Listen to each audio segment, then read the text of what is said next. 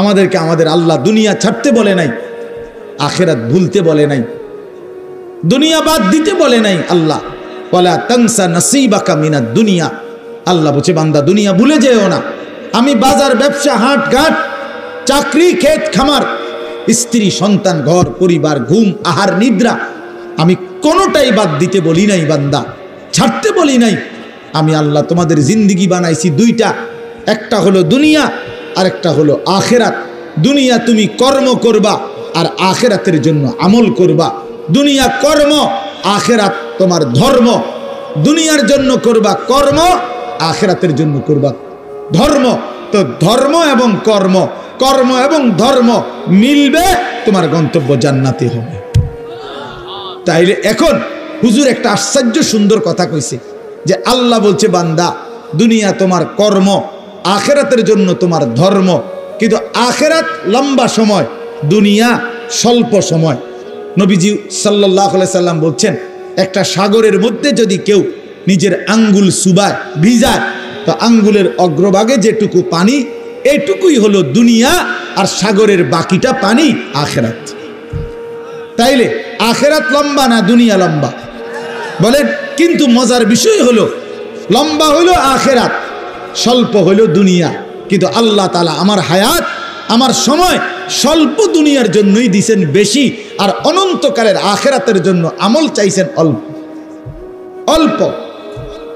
সকাল 6টা বাজে 4 রাকাত ফজরের নামাজ, তাহলে 10 মিনিটের বিষয়।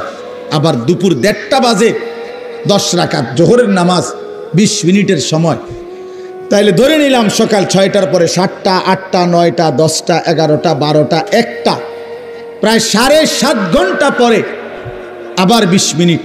তাহলে সকালের 10 মিনিট আর দুপুরের 20 মিনিট, এই হলো 30 মিনিট মনে করেন আখেরাতের জন্য, আর 7.5 ঘন্টা আমার দুনিয়ার কর্মের জন্য। তাহলে স্বল্প সময়ের দুনিয়ার জন্য আমারে সুযোগ দিলেন বেশি, অনন্তকালের আখেরাতের জন্য আমলের জন্য চাইলেন আমার কাছে অল্প সময়। এটাও আল্লাহর জন্য আমরা দেব না? এটা ইনসাফ হইল? এটা বিবেকের দাবি হইল ভাইয়া? অতএব আমি অনুরোধ করছি, মেহেরবানি করে আমরা ভাবতে শিখি। তাইলে শেষ, আমার কথা শেষ, আর অল্প একটু কথা। তাইলে আমি বলতে চাচ্ছি, আমরা যদি বুদ্ধিমান হইতাম তাইলে দুনিয়া আমাদের সুন্দরী চলে, আখেরাত সাথে নিলে দুনিয়া লস হয় না। আখেরাত সাথে নিলে 5 ওয়াক্ত নামাজ যদি কেউ মজবুত সিদ্ধান্ত নেয়, এটা কঠিন কিছু না। হালাল উপার্জনের কেউ সিদ্ধান্ত নিলে এটা কঠিন কিছু না। চরিত্র হেফাজতের সিদ্ধান্ত নিলে খোদার কসম এটা কিছুই না। আল্লাহ তাআলা হাদিসে কুদসিতে আছে, ওয়াদা দিছে, কেউ যদি আমি আল্লাহর ভয়ে চোখ হেফাজত করে, আমি তার দিলের মধ্যে ইমানের এমন স্বাদ দেব যে নগদ ইমানের মজা সে পাইতে থাকবে।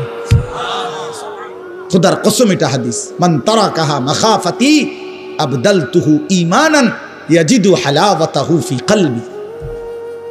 তাহলে গুনাহ ছেড়ে দিলে, আল্লাহকে মেনে নিলে, আল্লাহর ইবাদত করিলে খুব কঠিন কিছু না, খুব কঠিন কিছু না।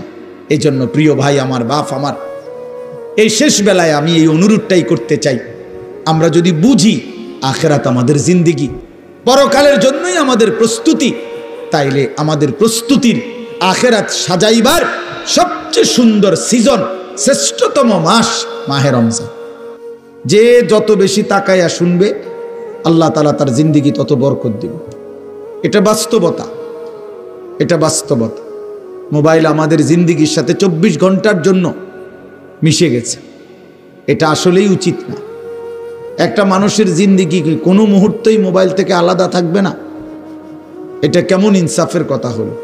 আল্লাহর কথা হচ্ছে, কোরআনের কথা হচ্ছে, ওলামায়ে কেরাম নসিহত করতেছেন।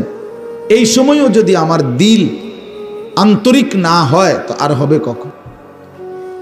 আর হবে কখন?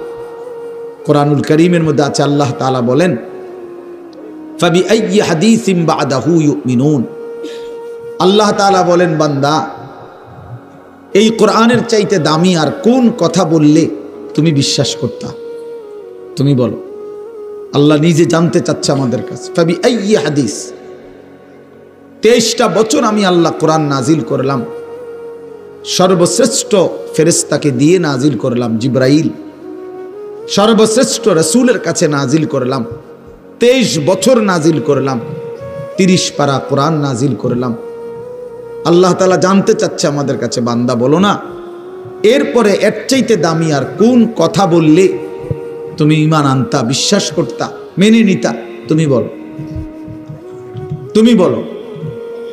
এজন্য কোরআনুল কারীমের প্রতি আন্তরিক হওয়া, আল্লাহর কথার প্রতি সর্বোচ্চ মনোযোগী হওয়া, এটা আল্লাহর আদেশ, কোরআন শরীফের আদেশ এটা।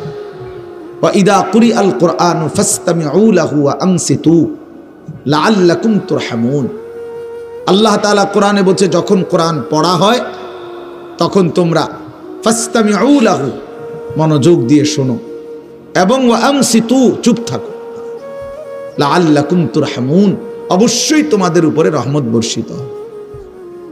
তাইলে দোস্ত এটা জরুরি, একজনই শুনুক, আমার কোনো অসুবিধা নাই, কিন্তু মনোযোগ দিয়ে শুনুক। গাফেল কোনোদিন লাভবান হয় না। এ খামখেয়ালি করতেছে, কেন হাসে, কেন কাঁদে। এখন মনে করেন রাত 11টা বাজে, এখন এত রাত্রে বুট খাওয়ার কি যুক্তিকতা? না কথার কথা, ইনসাফ করে বলেন ভাইয়া, মস্কারি করো না, ভাবতে শেখো। একটা বিবেক কি বলে? রাত 11টা বাজে, এটা কি যৌক্তিকতা হইতে পারে? আল্লাহর কথার প্রতি খামখেয়ালি, এই অপদার্থই থেকে যায়। এই জীবনেও কোনোদিন জিন্দেগি সুন্দর হয় না, গাফেলের জীবন কখনোই সুন্দর হয় না। এই খামখেয়ালি আর কি, অবহেলা। কোরআন শরীফে আছে, আল্লাহ তাআলা স্পষ্ট বলছেন, যত লোক জাহান্নামী হবে, সমস্ত জাহান্নামী ব্যক্তির একত্রিত পরিচয় আল্লাহ বলছেন উলাইকা হুমুল গাফিলুন, এরা মূলত গাফেল। এজন্য ভাইয়া বুট বাদামও খাইও না। আমার কথা হলো অল্প সময় দিল দিয়ে, আন্তরিকতা নিয়ে, নিজের ভালো, নিজের কল্যাণের জন্য আল্লাহর কথা শুনলে বরকত হবে, আল্লাহর কথা শুনলে বরকত হবে। লাআল্লাকুম তুরহামুন, আল্লাহ বলছে মনোযোগ দিলে, চুপ থাকলে আমি আল্লাহ তোমাদের উপরে রহমত বর্ষণ করব,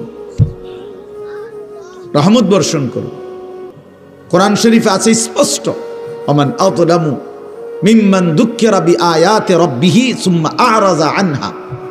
তার চাইতে বড় জালেম, পাপী আর কেউ হইতে পারে না, যার সামনে আল্লাহর কোরআন তেলাওয়াত করা হয় অথচ সে তার থেকে বিমুখ, অমনোযোগী।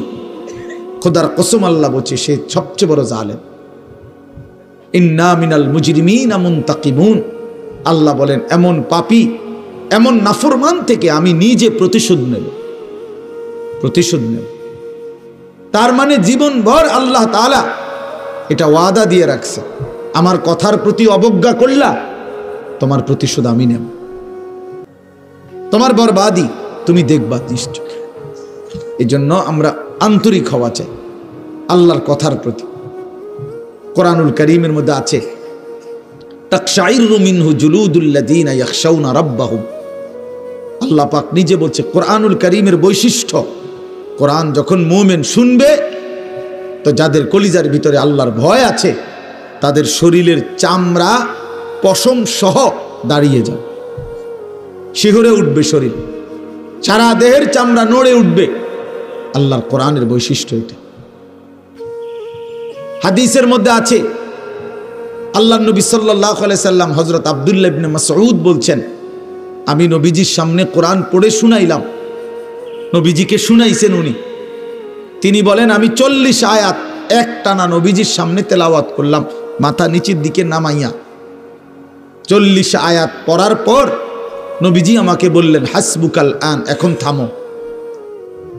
এক বুজুর্গকে আমরা কিতাবে পড়ছি, কিমাতুজ জামান ইনদাল উলামা, একটা প্রসিদ্ধ আরবি কিতাব আছে, ওলামায়ে কেরামের নিকট সময়ের মূল্য। ওই বইতে আছে এক বুজুর্গকে এক ব্যক্তি আইসা বলছে, হযরত আপনার সাথে আমি একটু কথা বলতে চাচ্ছি। হযরত বললেন কোনো দ্বীনি মাসআলা? বললেন না, এমনিই একটু কথা বলবো।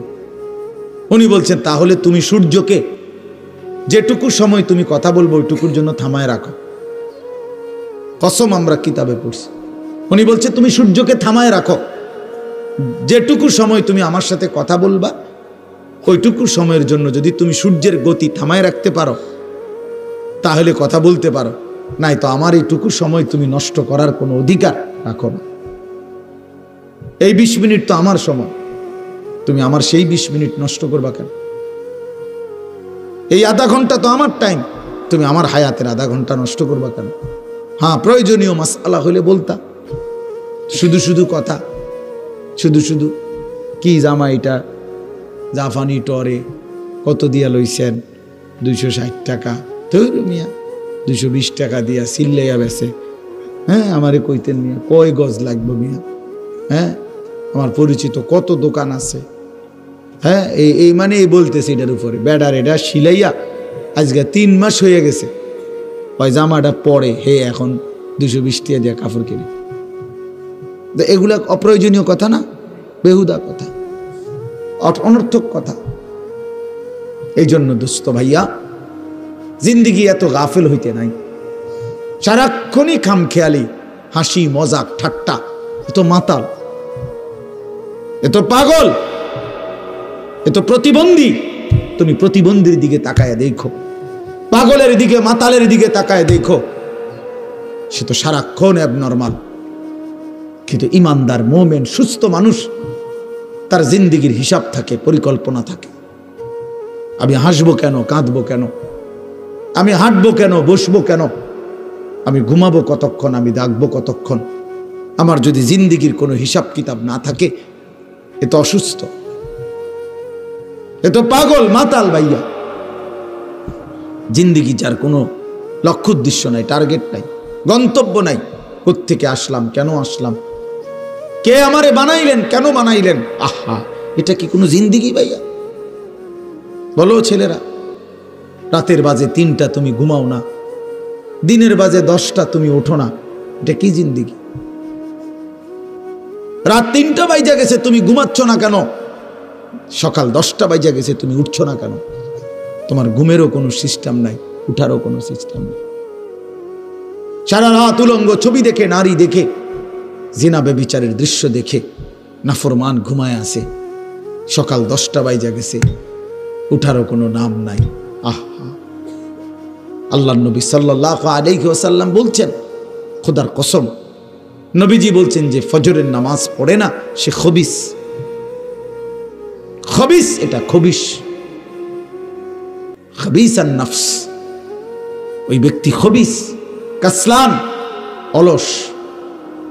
নবীজি বলছেন, যাকা রাজুলুন বালা শাইতানু ফি উযুনাইহি, যে ফজরের নামাজ পড়ে না, শয়তান তার 2 কানে পেশাব করে দেয়। শয়তান পেশাব করে দেয়। নবী সাল্লাল্লাহু আলাইহি ওয়াসাল্লাম বলেন, ফজরের নামাজ না পড়ে যেই নাফরমান ঘুম থেকে জাগে, ঘরের বাইরে বের হয়, সে শয়তানের, ইবলিসের পতাকা নিয়ে বের হয়। রায়াতুশ শাইতান, শয়তানের পতাকা নিয়ে বের হয়। এই জন্য দোস্ত, আমরা এটা বোঝা উচিত। আমার কথা, প্রথম কথা এটা প্রত্যেকেই বোঝা উচিত, আমি মুসলমান, আমার একজন আল্লাহ আছেন, আমার শ্রেষ্ঠ রাসূল আছেন, আমার একটা কিতাব কোরআন আছে, আমার একটা ধর্ম ইসলাম আছে। 4টি সর্বশ্রেষ্ঠ নিয়ামত আমার আছে। আল্লাহ আমার রব, মুহাম্মদ সাল্লাল্লাহু আলাইহি সাল্লাম আমার রাসূল, কোরআন আমার কিতাব, ইসলাম আমার ধর্ম। এই 4টি সর্বশ্রেষ্ঠ নিয়ামত থাকার পর আমি পথহারা হব কেন? তুমি চরিত্রহীন হবা কেন? তুমি দুশ্চরিত্র হবা কেন ভাইয়া? কিসের অভাবে নষ্ট হয়ে গেল? কিসের অভাবে?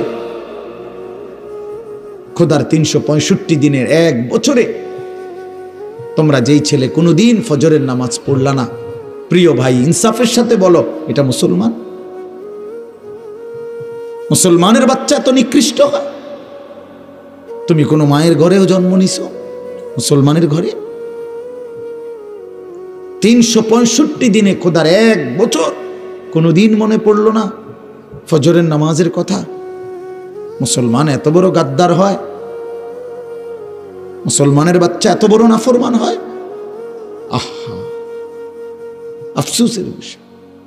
ওই মা যে 2 বছর দুধ পান করাইলেন, এই জন্যই মা যে 9টা মাস পেটে ধারণ করলেন এই জন্যই। এক মা তার সন্তানকে বুকে ধরায়া দুধ পান করাইছে 2 বছর, এই আশায় যে 16 বছর বয়সে আমার ছেলেটা দিন রাত উলঙ্গ ছবি দেখবে, নারী আর ছবি আর মাতালের মতো জিন্দিগি কাটাবে। এই ছিল মার স্বপ্ন, এই ছিল মায়ের গর্ভে ধারণ, এর উদ্দেশ্য।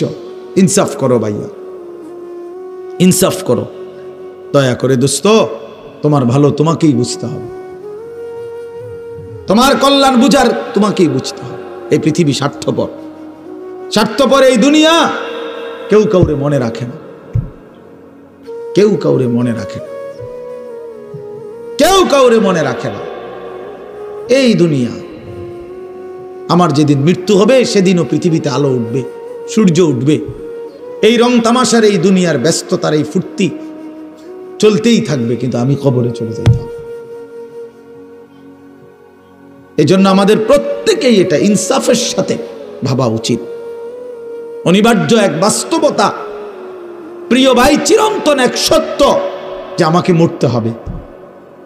পৃথিবীর কোনো যুক্তি, কোনো বিশ্লেষণ, কোনো শক্তি, কোনো ক্ষমতা, কোনো বাহাদুরি দিয়েই যেহেতু মৃত্যুকে আমি আড়াল করতে পারবো না, কবরকে আমি ঠেকাইতে পারবো না, অতএব যেই পরিস্থিতির মুখোমুখি আমাকে হতেই হবে, বুদ্ধিমান বিবেকবান উচিত সেজন্য নিজে প্রস্তুতি নাও। যেহেতু কবরে যেতেই হবে আমাকে, কোনো যুক্তি নাই বলে আমি বুঝি নাই, না না বুঝলেও মরে যাবে, খেয়াল না করলেও মরে যাবে, হাসলেও মরণ, কাঁদলেও মরণ। সুখের অট্টালিকাতেও মৃত্যু হয়, জীর্ণ কুঠির কুড়ে ঘরেও মৃত্যু হয়। জীবনে যে কোনোদিন সুখ দেখে নাই সেও মরে যাবে, জীবনে যে কোনোদিন দুঃখ দেখে নাই সেও মরে যাবে। তাহলে ভাইয়া বাপ, যে মৃত্যু আমাকে বরণ করতেই হবে, যেই কবরে আমাকে যেতেই হবে, কোনো ফাঁক ফুক নাই, কোনো সাইড নাই, তাহলে তার জন্য প্রস্তুতি নেওয়া, তার জন্য ভাবা যে সেখানে আমার কি হবে, সেখানে আমাকে কি করতে হবে। খোদার কসম, এতটুকু বিবেক বুদ্ধি খাটানো এটা একটা সুস্থ মানুষের দাবি, সুস্থতার দাবি, এটা ইনসাফের দাবি, বিবেকের দাবি। এতটুকু বিবেক যদি কাজ না করে, ধরে নিতে হবে তার আকলই নাই, দেমাগই নাই, দেমাগই নাই। এজন্য কুরআনুল কারীমে আল্লাহ তাআলা বলেছে, নাফরমানের দিল আছে কিন্তু কিছুই বোঝে না, নাফরমানের কান আছে শোনে না, চোখ আছে দেখে না। এজন্য আল্লাহ তাআলা বলছেন, উলাইকা কাল আনআম, নাফরমান এক ধরনের জানোয়ার। প্রত্যেক পাপী হলো এক ধরনের জানোয়ার, নাফরমান জানোয়ার বেটা।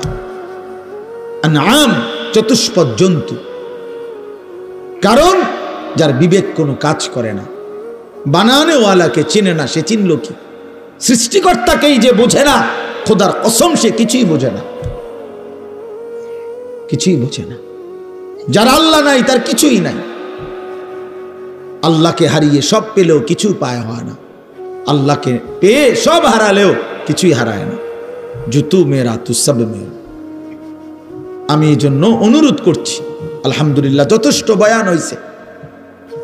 আমরা রাত গভীরে ইনসাফের সাথে এই যে কয়জন আমরা বসছি, প্রত্যেকের কাছে আমার কথা এটা, আমরা ভাবা উচিত। ইস্তাফতি কালবাক, নবী সাল্লাল্লাহু আলাইহি ওয়াসাল্লাম বলছেন, তোমার দিলকে প্রশ্ন করো, তোমার বিবেককে জিজ্ঞেস করো। এমনটাই হওয়া উচিত মুসলমান। তোমার বিবেক কি বলে? একটা ছেলে বেনামাজি, তুমি আইসা দাঁড়াইয়া বলো, ভাইয়া 1 মিনিট তুমি মাইক ধরে বলো, মুসলমান এমনই হওয়া উচিত। তুমি দোস্ত তোমার ধর্মের ব্যাপারে একটা লাইন বলো, তুমি বলো তোমার ধর্মের ব্যাপারে তুমি 1 লাইন বলো। তোমার রাসূলকে এভাবে প্রত্যাখ্যান করা উচিত। কোনদিন তোমার চুল নবী সাহাবী আউলিয়াদের মতো হবে না, কোনদিন তোমার জামা পোশাক নবী সাহাবী আউলিয়াদের মতো হবে না, কোনদিন তোমার চলাফেরা সাজগোজ নবী সাহাবী আউলিয়াদের মতো হবে না কোনদিন। তাহলে কি যোগ্যতায়, কি কারণে আমরা মুসলমান? যাদের কপালে সেজদা নাই, তুমি কিভাবে মুসলমান? যার লেবাসে পোশাকে ইসলামের কোনো চিহ্ন নাই, তুমি কোন যুক্তিতে মুসলমান ভাইয়া? কোন যুক্তিতে মুসলমান? আল্লাহ নবী সাল্লাল্লাহু আলাইহি ওয়াসাল্লাম বলছেন, ফারকু মা বাইনানা ওয়া বাইনাল কুফরি আস-সালাহ, আমাদের মাঝে আর কাফেরের মাঝে পার্থক্য নামাজ। নামাজ মুমিন আর কাফেরের পার্থক্য করে। এটা কি মুসলমান না বেঈমান, এটার প্রমাণের চিহ্ন খোদার কসম ভোটার আইডি কার্ড না, জন্ম নিবন্ধন সনদ নয়, সেজদা। সেজদা এই কপাল দুনিয়ার কোনো কাজে ব্যবহার হয় না, পৃথিবীর কোনো উপার্জনের জন্য কপাল লাগে না। চাকরি, ব্যবসা, ক্ষেত খামার, অটো, সিএনজি, ফসল, দেশ বিদেশ, ভাইয়া ইনসাফের সাথে ভাইবা দেখো, বাবারাও ভেবে দেখেন, এই কপাল কোনো উপার্জনের কাজে ব্যবহার হয় না। উপার্জনের কাজে হাত ব্যবহার হয়, পাও ব্যবহার হয়, মেধা ব্যবহার হয়, যোগ্যতা ব্যবহার হয়। কপাল কোনো কামাই রোজগারের জন্য ব্যবহার হয় না। কপাল রব্বে করিম বানাইছেনই শুধু সেজদার জন্য, শুধু সেজদার জন্য, শুধু সেজদার জন্য, শুধু সেজদার জন্য। এই জন্য যে কপালে সেজদা নাই ওইটা মানুষের বাচ্চা না, যে কপালে সেজদা নাই ওটা মুসলমানের বাচ্চা না, ওটা মানুষের বাচ্চা না। যে জিন্দিগি সেজদাবিহীন জিন্দিগি ওইটা জন্তু জানোয়ারের জিন্দিগি। কোরআন শরীফে আছে, কোরআন শরীফে স্পষ্ট আছে, সূরা আরাফের মধ্যে আছে। আল্লাহ বলছেন, ওয়াত্তাবা হাওয়াহু ফামাসালুহু কামাসালিল কালব। প্রিয় বন্ধু শোনো মিয়া, আল্লাহ বলছে মনের ইচ্ছা মতো যে চলে, মনের চাহিদার যে অনুসরণ করে। কেন নামাজ পড়ো না? তোমার মন চাইছে দেখা পড়ো না। কেন সারা রাত নারী দেখলা, ছবি দেখলা সারা দিন? তোমার মন চাইছে দেখা। কেন তুমি পেশাব পায়খানার পরে ঢিলা কুলুক টয়লেট পেপার পাক পবিত্র ঠিক মতো হও না? কেন? তোমার মন চাইছে দেখা। কেন তোমার জবানে একবারও তোমার মালিকের নাম উচ্চারণ হয় না? তোমার মন চাইছে। এই জন্যই তুমি যা ইচ্ছা তাই করতেছ, কেউ তোমারে বাধা দিচ্ছে না। আল্লাহর কসম, আল্লাহ কোরআনে বলছে, এই যে মনের ইচ্ছা মতো যে চলে, ওয়াত্তাবা হাওয়াহু, যে তার মনের চাহিদার অনুসরণ করে, ফামাসালুহু কামাসালিল কালব। আল্লাহ বলে তার উদাহরণ হলো, তার দৃষ্টান্ত হলো কুত্তার মতো, কুত্তার মতো, কুত্তার মতো, কুত্তার মতো, কুত্তার মতো। এটা ওই জিন্দিগি কুত্তার জিন্দিগি, ওই জিন্দিগি কুত্তার জিন্দিগি, যে জিন্দিগিতে তার মালিকের গোলামি নাই। এই জন্য মনে রাখো, যাদের কপালে ছেলেরা সেজদা নাই, তোর জিন্দিগি কুত্তার জিন্দিগি। মনে রাখিস, আমার নাম মনে রাখিস, আমি বলছি, আমার নাম আনিসুর রহমান, আমার নাম মনে রাখো। ওই জীবন কুত্তার জীবন, যে জীবনে সেজদা নাই। ওই জিন্দিগি জানোয়ারের জীবন, যে জীবনে মালিকের গোলামি নাই, আল্লাহর নাফরমানি চেয়েছি। কেন সেজদা দিবা না? তুমি মানুষ না? তুমি জানোয়ার? তুমি কুকুর? তুমি বিড়াল? তুমি শূকর? তুমি সেজদা দিবা না কেন? তুমি এক পবিত্র মায়ের ঘরে জন্ম নিছ, তুমি এক ইমানদারের সন্তান, তুমি কেন সেজদা দিবা না? বলুন বাপ, আপনারা যারা বাবা আছেন, আপনাদের কাছে আপনারা বুঝাপড়া করেন। মুসলমান যদি হয়ে থাকেন, বুঝাপড়া করেন নিজের ছেলের ব্যাপারে। আরে ছেলের বিদেশ পরে বেটা, ছেলের দুনিয়া পরে, ছেলের ঘর বাড়ি বিল্ডিং সোফা ফার্নিচার পরে। মিয়া আগে ছেলের সাথে বোঝাপড়া করেন। তুই যদি মুসলমানের বাচ্চা হয়ে থাকস, কেন ফজরের নামাজ পড়বি না? আমি যদি তোর বাপ হয়ে থাকি, তুই যদি আমার সন্তান হও, তাহলে ইমানদারের সন্তান কেমনে বেনামাজি হয়? ইমানদারের মেয়ে কেমনে বেপর্দা হয়? ইমানদারের স্ত্রী কেমনে বেপর্দা হয়? ইমানদারের সন্তান কেন 24 ঘন্টা আল্লাহর নাফরমানি করবে? আপনি তারে আল্লাহ চিনাইতে পারলেন না, জীবনে কি চিনাইলেন? আপনি তাকে বানানেওয়ালা চিনাইতে পারলেন না। আহা বন্ধু, করলেনটা কি? আহারে বাপ, কি করলেন আপনি? কার জন্য সোফা বানাইলেন? কার জন্য খাট বানাইলেন?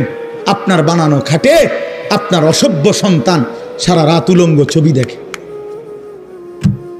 আপনার বানানো সোফাতে বসে আপনার স্ত্রী ছেলে মেয়ে রঙিন সিনেমায় নর্তকীর নাচ দেখে টেলিভিশনে বসে বসে।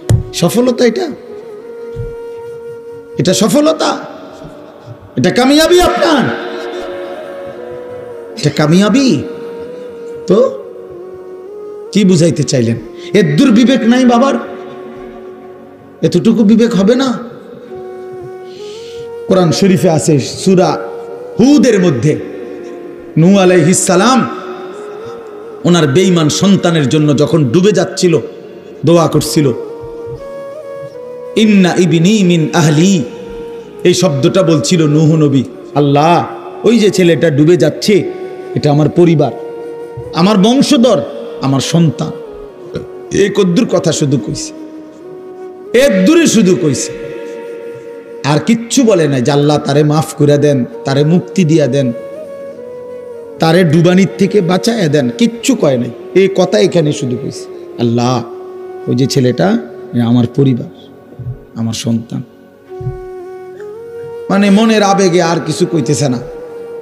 কোরআন শরীফে আছে আল্লাহ তাআলা কোরআনের আয়াত নাজিল করছে, আল্লাহ ওয়াহি নাজিল করছে, ইয়া নূহ, হে নূহ, ইন্নাহু লাইসা মিন আহলিক, সাবধান এটা তোমার সন্তান না। সরাসরি কোরআন শরীফ, এটা তোমার সন্তান নয়। ইন্নাহু আমালুন গায়রু সালিহ, এটা বেআমল, গায়রু সালেহ। আমলে সালেহকে কি বলে? নেক আমল বলে। তাহলে আমলে গায়রে সালেহ এটাতে কি বলে? বদ আমল। এটা আপনারা বুঝছেন না কথা? এটা সহজ কথা। আল্লাহ বলছে ও বদ আমল, ও নাফরমান, অতএব ও আপনার সন্তান না। এজন্য আমি পরিষ্কার ছেলেদেরকে বলি, বাবা তোরা যারা বেনামাজি তুই মুসলমানের সন্তান না।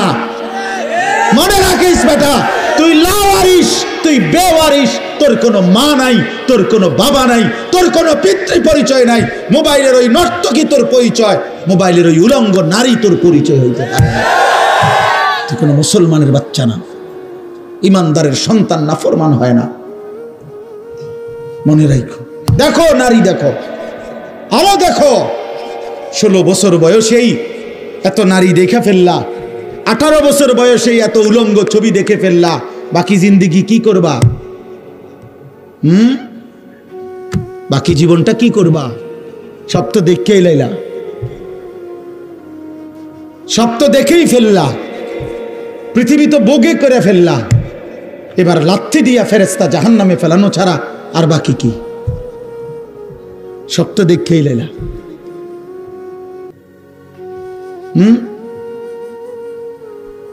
হালাল স্ত্রীর ভালোবাসা তো আর মিলবে না, পবিত্র স্ত্রী তো আর মিলবে না।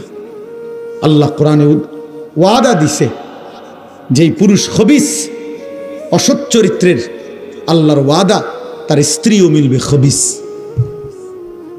কি আয়াত? আল খাবিসাতু লিল খাবিসিন ওয়াল খাবিসুনা লিল খাবিসাত। সরাসরি কোরআন শরীফের আয়াত। বন্ধু মনে রাখো, আমি ডেইলি বলি, রাস্তার বেডি আর মোবাইলের বেডি আর বাস্তবতার বিবি এক কথা না।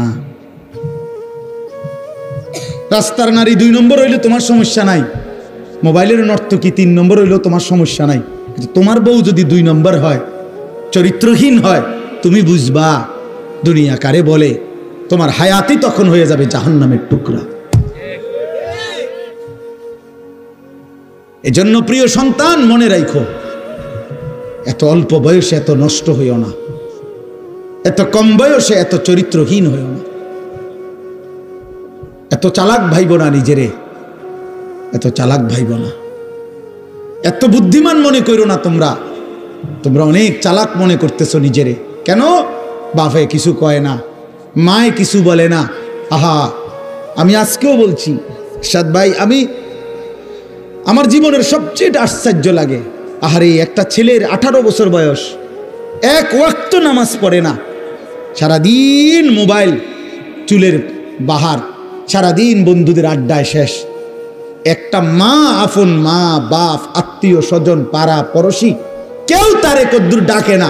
কিরে বাবা, একটা ছেলে ভাইবো ভাইয়া, তোমারে শুধু বলি, তুমি একটাবার ইনসাফের সাথে ভেবে দেখো, তুমি প্রতিনিয়ত গুনাহ আর অশ্লীলতার মধ্যে ডুবে যাচ্ছ, কিন্তু কেউ তোমারে কদ্দুর ডাকেও না।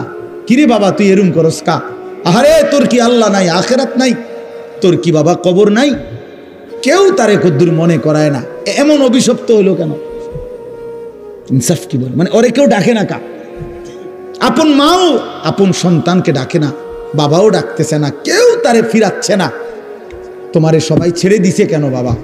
এর মূল কারণ মনে রাখেন, ছেলেরা বাপ মনে রাখো, যার উপরে আল্লাহর লানত পড়ে, খোদার লানত, তারে গোটা সৃষ্টি ঘৃণা করে। তোমারে আর কেউ পছন্দ করে না, এই জন্য কেউ তোমারে আর ডাকে না। আমি যদি আমার ছোট ভাই হয়, আমি যদি তারে তার অন্যায়ের কারণে ডাইকা আনে থাপ্পড় দেই, মারি, শাসন করি, এটা তার জন্য কল্যাণ, কারণ আমি তারে ফিরাই আনলাম। আরেক হইলো আমি তার সাথে এতটা রাগ করলাম যে যা, তোর যেটা মনে কর তুই এটা কর, ফিসা দিয়া ফিট তোর কপালে, তুই যা, আমি তোরে কোনোদিন ডাকবো না, বলবো না, ছুঁইবো না, যা মন চায় তুই যা কর। তো বাহ্যিক দৃষ্টিতে তো মনে হবে তারে মারি নাই, থাপ্পড় দেই নাই, কিন্তু তার তো অনন্তকালটা শেষ, তার ভবিষ্যৎটা শেষ, তার লাইফটা তো শেষ। তার চাইতে ভালো ছিল তারে মারা, কিল কনি ঘুষি দিয়া হইল ফিরাইয়া আনা, এটা উত্তম ছিল না? এই জন্য তোমারে ফিরাবে না কেন? তোমরা যারা সারা দিন রাত এক ওয়াক্ত নামাজ পড়ো না, কোনোভাবেই আল্লাহ আখিরাত পরকালের কিছুই বুঝো না, এমন অভিশপ্ত, মাত্র 18 বছর বয়সে খোদার গজব পড়লো তোমার উপরে, আল্লাহর লানত পড়লো কেন? 18 বছর বয়সে এত বড় নাফরমান হয়ে গেল কেন? 20 বছর বয়স না হইতেই বাবা তুমি এত বড় আল্লাহর অভিশপ্ত বান্দা হয়ে গেল কেন, যে কেউ তোমার আর পছন্দ করে না, কেউ ডাকে না? আমি একটু আগেও বলছি বয়ানে, আমার মার বয়স 75 বছর, আমার আম্মার বয়স, আমার বয়স 44 বছর। আমি আজকে 21 বছর ওয়াজ মাহফিলের এই জিন্দিগি আমার, আলহামদুলিল্লাহ। আমার 4টা সন্তান আছে বাবা, আমার 4টা ছেলে মেয়ে আছে।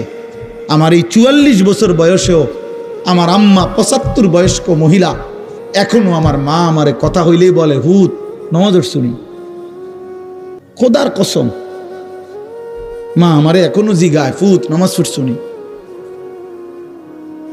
নামাজ পড়ছি। আমার সন্তানদেরকে দেখলো জিগায়, নাতি নামাজ শুনি।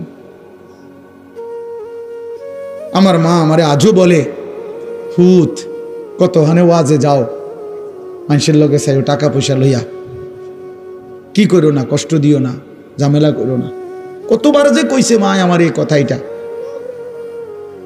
শতবার কইছে মা আমারে আমার এই জীবনে। কিরে ভাইয়া, 75 বছর বয়স্ক মা তো আমার 44 বছর বয়সী সন্তানকে আজও ডাকে যে ফুত নামাজ পড়ছুনি, তোমার বয়স মাত্র 18 বছর, তোমারে কেন কেউ ডাকে না? তোমার জীবনে এত বড় অভিশপ্ত হলো কেন? নুয়াল্লিহি মা তাওয়াল্লা ওয়া নুসলিহি জাহান্নাম ওয়া সাআত মাসীরা।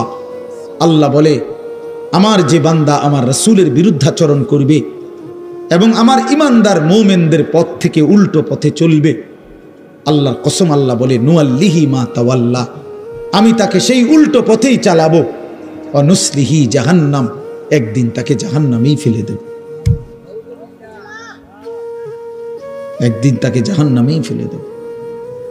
ওয়ালা তাকুনু কাল্লাযীনা নাসুল্লাহ ফাআনসাহুম আনফুসাহুম। রব্বুল আলামিন বলেন, ইমানদার আমি আল্লাহকে এতটা ভুলে যেও না, বেশি দিন ভুলে গেলে আমি একদিন তোমাকে নিজের পরিচয় ভুলিয়ে দেব, আত্মপরিচয় ভুলে যাবা বান্দা, আর কোনোদিন মনে পড়বে না তুমি মুসলমান, আর কোনোদিন মনে পড়বে না তোমার কবর আছে, হাসর আছে, আখিরাত আছে, আর কোনোদিন পরকাল ভুলায় দেব। ব্যস্ততম এই দুনিয়ায় কারাকারি কামরা কামড়ি করতে করতে, দুনিয়া কারাকারি করতে করতে, দুনিয়ার নেশায় পড়ে থাকতে থাকতে একদিন কবরে পৌঁছায় দেব, আখিরাত ভুলায় দেব। আল্লাহাকুমুত তাকাসুর হাত্তা যুরতুমুল মাকাবির।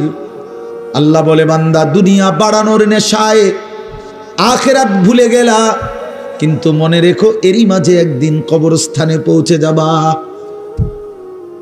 ঠিকই একদিন কবরস্থানে চলে আসবা। কাল্লা সাউফা তা'লামুন, সেদিন কবরে আসলেই আমি আল্লাহ তোমাকে বুঝিয়ে দেব আমার প্রতিটা নাফরমানির শাস্তি। এজন্য প্রিয় বন্ধু, আমার মূল বক্তব্য এবার ইনসাফের সাথে বুঝেন। সবাই আলহামদুলিল্লাহ মনোযোগী হয়েছেন, আমরা কম হই কিন্তু মনোযোগী হইছি। এই যে আন্তরিকতা নিয়ে এখন শুনতেছেন, এবার একবার এতক্ষণের ধমকা ধমকি মূল মাকসাদ, দোস্ত খোদার কসম আমি কোনো কারোর সাথে ঝগড়া করে বসছি না। ঝগড়া করে বসছি ভাইয়া এমন তো না যে কারোর সাথে আমার কাজ্জা ঝগড়া হয়েছে। এই এতগুলো ধমকের মাকসাদ তো ফিরাইতে চাই, তোমার বিবেক জাগাইতে চাই, ইমানদারের বিবেক জাগাইতে চাই। এই জন্য এতগুলো শক্ত কথা বললাম। অর্থ হইল দিলটা জাগুক, ইনসাফ আসুক, বিবেক আসুক, জাগুক। তো যদি আমরা বুঝি আমরা মুসলমান, আমরা মুমিন, তাইলে বাপ আমাদের জিন্দিগি আখিরাত, আমাদের জীবন দুনিয়া না। দুনিয়া আমাদেরকে অল্প সময়ের জন্য দেওয়া হয়েছে, মূলতই আমাদের যাবতীয় হাসি কান্না আনন্দ বেদনা, আমাদের জিন্দিগির যাবতীয় প্রস্তুতি খোদার কসম আখিরাতের জন্য। আখিরাতের জন্য আমাদের সত্যিকার অর্থে আমরা একটা মিনিট আমার শায়েখ আরিফ বিল্লাহ হাকিমুন নফস আল্লামা মুফতি মুশতাকুন নবী কাসিমি হুজুর আমার মাদ্রাসায় কয়দিন আগে বয়ান করছিলেন। 8ই ফেব্রুয়ারি আমি আমার মাদ্রাসায় কিশোর যুবক ছেলেদের জন্য আলাদা ইসলাহি মজলিসের আয়োজন করছিলাম বয়ানের। 16 বছর থেকে 30 বছর বয়সী, শুধু এই বয়সী ছেলেদের জন্য প্রায় 600 ছেলে উপস্থিত হয়েছিল। তখন হজরত বলছিলেন ওইখানে বয়ানে যে ভাইয়া আমাদের জিন্দিগি দুইটা, আমাদেরকে আমাদের আল্লাহ দুনিয়া ছাড়তে বলে নাই, আখিরাত ভুলতে বলে নাই, দুনিয়া বাদ দিতে বলে নাই। আল্লাহ ওয়ালা তানসা নাসিবাকা মিনাদ দুনিয়া, আল্লাহ বলছে বান্দা দুনিয়া ভুলে যেও না। আমি বাজার ব্যবসা হাট ঘাট চাকরি ক্ষেত খামার স্ত্রী সন্তান ঘর পরিবার ঘুম আহার নিদ্রা আমি কোনোটাই বাদ দিতে বলি নাই বান্দা, ছাড়তে বলি নাই। আমি আল্লাহ তোমাদের জিন্দিগি বানাইছি দুইটা, একটা হলো দুনিয়া আর একটা হলো আখিরাত। দুনিয়া তুমি কর্ম করবা আর আখিরাতের জন্য আমল করবা। দুনিয়া কর্ম, আখিরাত তোমার ধর্ম। দুনিয়ার জন্য করবা কর্ম, আখিরাতের জন্য করবা ধর্ম। তো ধর্ম এবং কর্ম, কর্ম এবং ধর্ম মিলবে, তোমার গন্তব্য জান্নাতি হবে। তাইলে এখন হুজুর একটা আশ্চর্য সুন্দর কথা কইছে যে আল্লাহ বলছে বান্দা দুনিয়া তোমার কর্ম, আখিরাতের জন্য তোমার ধর্ম। কিন্তু আখিরাত লম্বা সময়, দুনিয়া স্বল্প সময়। নবীজি সাল্লাল্লাহু আলাইহি সাল্লাম বলছেন একটা সাগরের মধ্যে যদি কেউ নিজের আঙ্গুল চুবায় ভিজায়, তো আঙ্গুলের অগ্রভাগে যেটুকু পানি এটুকুই হলো দুনিয়া, আর সাগরের বাকিটা পানি আখিরাত। তাইলে আখিরাত লম্বা না দুনিয়া লম্বা বলেন? কিন্তু মজার বিষয় হলো লম্বা হলো আখিরাত, স্বল্প হলো দুনিয়া। কিন্তু আল্লাহ তাআলা আমার হায়াত, আমার সময় স্বল্প দুনিয়ার জন্যই দিয়েছেন বেশি, আর অনন্তকালের আখিরাতের জন্য আমল চাইছেন অল্প অল্প। সকাল 6টা বাজে 4 রাকাত ফজরের নামাজ, তাহলে 10 মিনিটের বিষয়। আবার দুপুর 1:30টা বাজে 10 রাকাত জোহরের নামাজ, 20 মিনিটের সময়। তাইলে ধরে নিলাম সকাল 6টার পরে 7টা 8টা 9টা 10টা 11টা 12টা 1টা, প্রায় 7.5 ঘন্টা পরে আবার 20 মিনিট। তাহলে সকালের 10 মিনিট আর দুপুরের 20 মিনিট, এই হলো 30 মিনিট মনে করেন আখিরাতের জন্য, আর 7.5 ঘন্টা আমার দুনিয়ার কর্মের জন্য। তাহলে স্বল্প সময়ের দুনিয়ার জন্য আমারে সুযোগ দিলেন বেশি, অনন্তকালের আখিরাতের জন্য আমলের জন্য চাইলেন আমার কাছে অল্প সময়। এটাও আল্লাহর জন্য আমরা দেব না?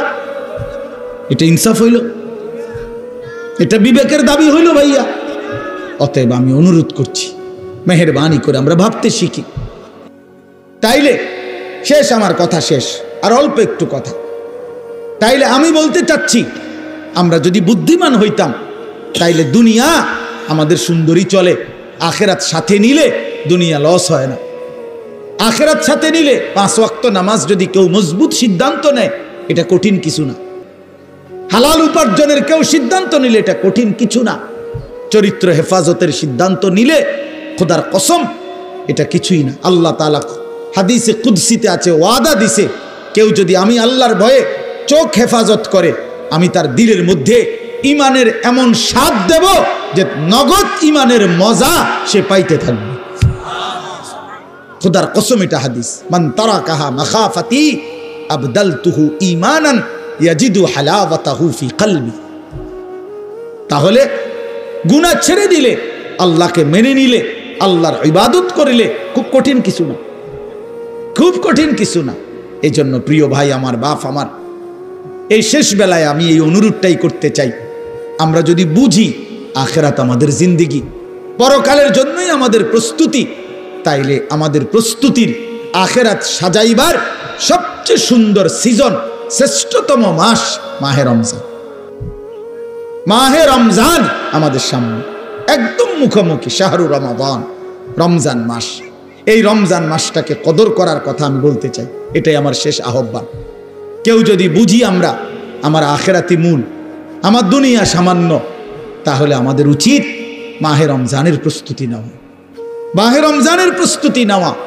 মাহে রমজান আল্লাহ নিজের এই যে প্যান্ডেল আপনারা সাজাইছেন সুন্দর করে মাহফিলের জন্য, খোদার কসম আল্লাহ তাআলা বলে, বান্দা রমজান আমি নিজ হাতে সাজিয়েছি আমার বান্দাকে জান্নাত দেওয়ার জন্য, জাহান্নাম থেকে বাঁচাবার জন্য। যদি বলি আল্লাহ কেমনে সাজাইলেন, আল্লাহ তাআলা বলেন, শুনো আমার সাজানোটা তোমরা শুনো। এক, আমি আল্লাহ জান্নাতের সব দুয়ার খুলে দিয়েছি। দুই, জাহান্নামের দরজাগুলো বন্ধ করে দিয়েছি। তিন, সমস্ত শয়তান এবং দুষ্ট জিন শেকলে বন্দি করে দিয়েছি। এবার আসো রমজানের ভিতরে, আমি আল্লাহ তাআলা রমজানের প্রথম দশক রহমত দ্বারা সাজিয়েছি, মাঝের দশক মাগফিরাত দ্বারা সাজিয়েছি, শেষ দশক নাজাত দ্বারা সাজিয়েছি। এবার আসো ইবাদত, সারা বছরের ইবাদতের সাথে আমি আরো নতুন নতুন কতগুলো ইবাদত রমজানে যোগ করেছি। কি?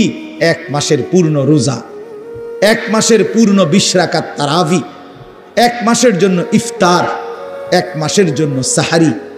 এই চারোটা ইবাদত, ইফতারও ইবাদত, সাহারিও ইবাদত। সাহারি বুঝুন তো না, রাত্রির খাবার। এরপরে রোজাটাও ইবাদত, এরপরে 20 রাকাত তারাবিও ইবাদত। আল্লাহ বলেন এরপরে শেষ দশক, শেষের 10 দিন এতেকাফ, মসজিদের এতেকাফ আমি এর দ্বারা সাজিয়েছি। শেষ দশকের বেজর রাত্রিগুলো আমি আল্লাহ তাআলা সবে কদরের দ্বারা সাজিয়েছি। সুবহানাল্লাহ। এরপরে আল্লাহ বলেন নেকির হিসাব, নেকির হিসাব হইল একটা নফল একটা ফরজের সমান, একটা ফরজ 70টা ফরজের সমান। একজন রোজাদারকে ইফতার করাইলে 3টা পুরস্কার, গুনাহ মাফ, জাহান্নাম থেকে মুক্তি, রোজাদারের সমপরিমাণ নেকি, সমপরিমাণ নেকি। আল্লাহ তাআলা বলে, বান্দা এতভাবে আমি আল্লাহ রমজানকে সাজাইলাম, উদ্দেশ্য কি? শুধু তোমাকে জান্নাত দেব, তোমাকে আমি জান্নাত দিতে চাই বান্দা, তুমি নেও বান্দা, লাআল্লাকুম তাত্তাকুন। আল্লাহ বলছে 1 মাসে মুত্তাকি বানিয়ে দেব, 1 মাসে তুমি আমার গুনাহ ছেড়ে দাও, আমার একটা রমজান তুমি কদর করো বান্দা, আমি তোমারে মুত্তাকি বানিয়ে জান্নাতি বানিয়ে দেব। এই জন্য আল্লাহ বলছে শাহরু রমাদান। যে আয়াতটা আমি পড়েছি, আল্লাহ নিজে রমজান মাস, এই শব্দ রমজান মাস আল্লাহ নিজে কোরআনে উল্লেখ করছে। এই জন্য রমজান মাস এটা উচ্চারণ হয় বছরে কতদিন জানেন? প্রতিদিন, প্রতিদিন, প্রতিদিন। কেমনে?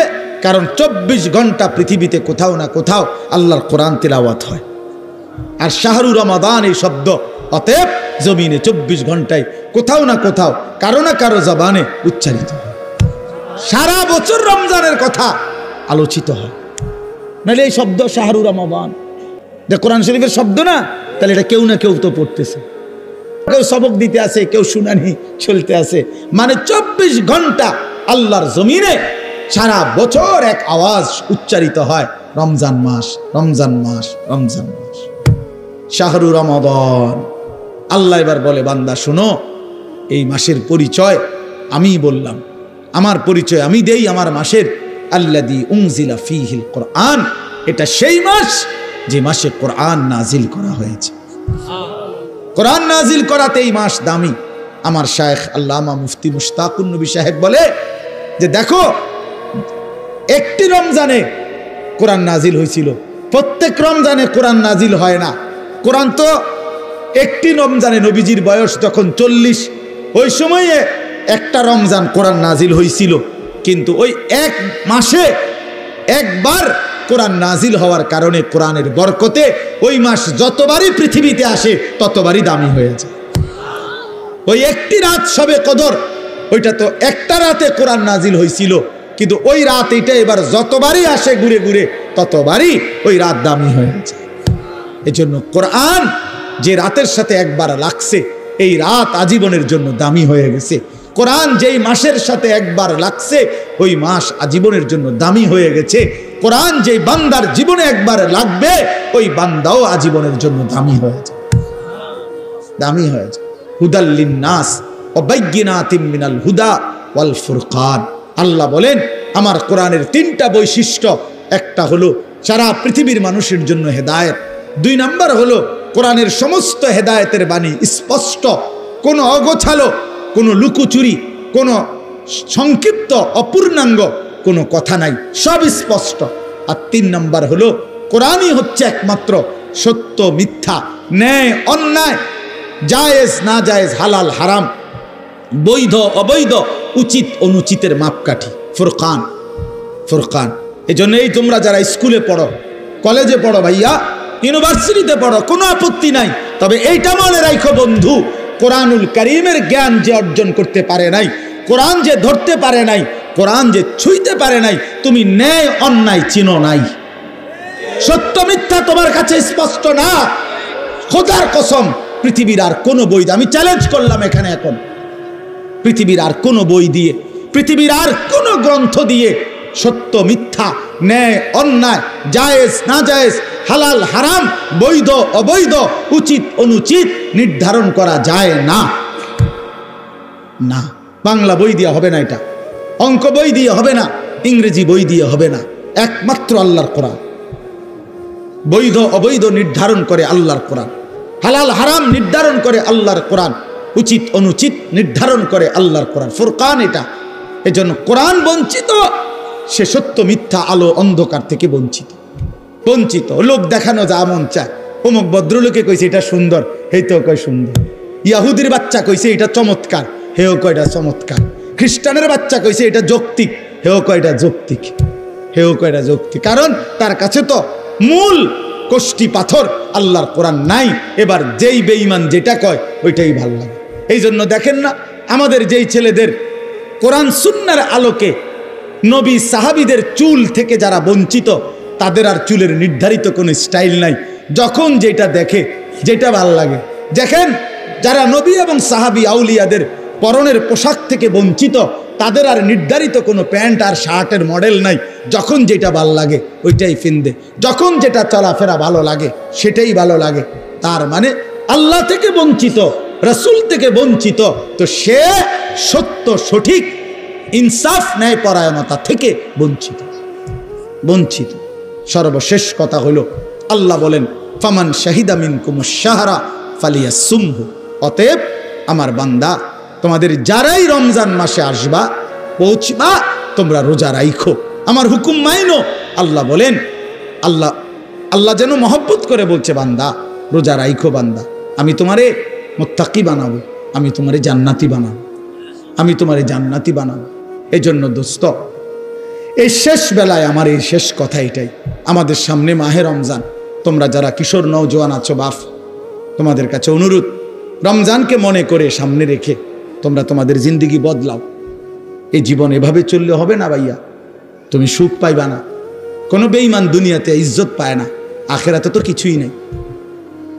কোনো সুদখোরকে কেউ সম্মান করে না, কোনো চরিত্রহীন লম্পটকে কেউ সম্মান করে না ভাইয়া, কেউ রে না। মানুষ মন্দকে মন্দই বলে, মানুষ উত্তমকে উত্তমই বলে। কোনো লম্পট চরিত্রহীন, কোনো মদখোর গাঁজাখোরকে কেউ জোনায়েদ বাগদাদি বলে না, কেউ বাইজিদ বুস্তামি বলে না, বাটফারকে বাটফারই বলে, নেককারকে নেককারই বলে। মানুষ আলোকে আলো বলে, অন্ধকারকে অন্ধকার বলে। এখন যে কোনো মানুষকে জিজ্ঞাসা করলে সে বলবে অন্ধকার, দিনের আলোকে দিনের আলোই বলে। এজন্য সাদাকে মানুষ সাদাই বলে, কালোকে মানুষ কালোই বলে। তার মানে আমরা আরবিতে পড়ছি অফিকা উয়ুবুন ওয়ালিন্নাসে আয়ুনুন, তোমারও দোষ আছে, মানুষেরও চোখ আছে। এটা আরবি প্রবাদ। তার মানে তুমি ভাইবো না তুমি বুদ্ধিমান, বাকিরা বোকা না। সবাই ভাতে খায়, তুমি কেবল ভাত খাও, বাকিরা সবাই চিরা খায়। বিষয়টা এমন না, সবাই ভাতেই খায়, কাজে বুঝবে না কেন? বুঝবে না কেন? আল্লাহ নবী সাল্লাল্লাহু আলাইহি সাল্লাম বলছেন, অন্ধকারে একাকিত্বে যে গুনাহ করে, খোদার কসম আল্লাহ নবী বলছে দিনের আলোতে আল্লাহ তাআলা তার চেহারার মধ্যে সেই অপরাধের চিহ্ন ভাসিয়ে দেয়।